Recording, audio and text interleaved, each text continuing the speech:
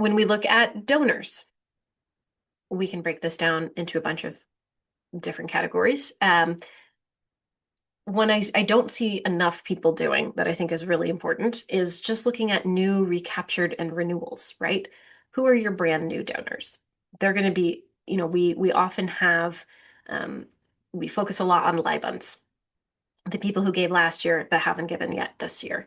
And we want that renewal, we want that donor participation, we want that retention.